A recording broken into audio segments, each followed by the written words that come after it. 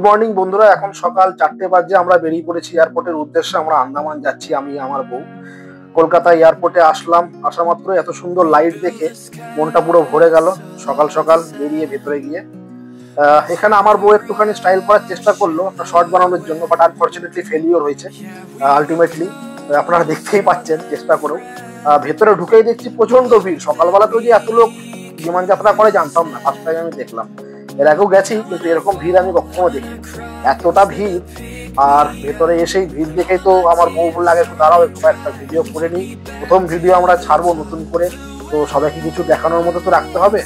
Ultimately hot করে যখন ফ্লাইটে আমার ঘুমটা ভাঙলো, দেখছি চোখের সামনে এরকম সূর্যর আলো, খুব ভালো লাগলো। ভোরের সূর্য, বেসিক্যালি সকালবেলা ওঠা অভ্যাস নেই। আর এই তো আন্দামানে পৌঁছে গেছি অলমোস্ট।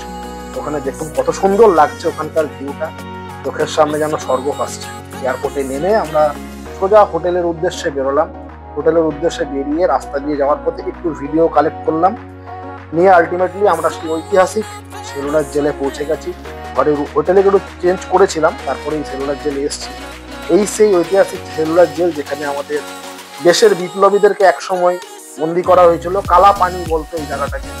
তো আলটিমেটলি আমরা সেখানে পৌঁছে গেলাম, আমি আর আমার বিউটিফুল ওয়াইফ। তো ভেতরে গেলাম, ভেতরে গিয়েই আপনারা যেটা প্রথমেই দেখতে পাচ্ছেন, দুপাশে যে রুমগুলো দেখা যাচ্ছে এগুলো অ্যাকচুয়ালি রুম না, এগুলো হচ্ছে জেল। এখানেই বন্দি করে রাখা হতো আমাদের দেশের বিপ্লবীদেরকে।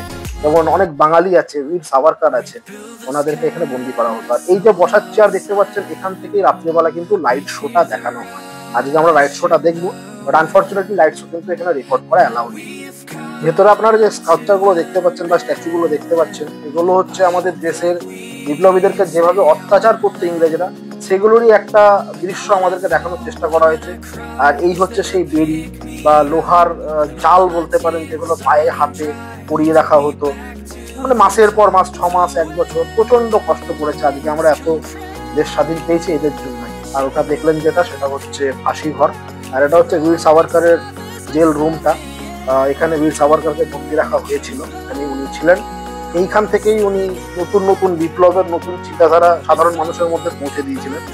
তো সেইভাবেই এই রুমটাকে দেখে অনেক কিছু ভালো লাগলো দেখে। আর ফাইনালি আমরা আস্তে আস্তে ঘুরতে ঘুরতে দেখছি যে রুমগুলো কেমন, এরকম ভাবে এই জেলের রুমগুলোকে তৈরি করা হয়েছিল। অত্যন্ত অত্যাচার করা হয়েছিল আমাদের বিপ্লবীদের উপর।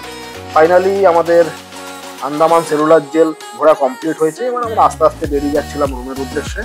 আপনাদের যদি ভিডিওটি ভালো লেগে থাকে সাবস্ক্রাইব করুন, বন্ধুদের সঙ্গে শেয়ার করুন।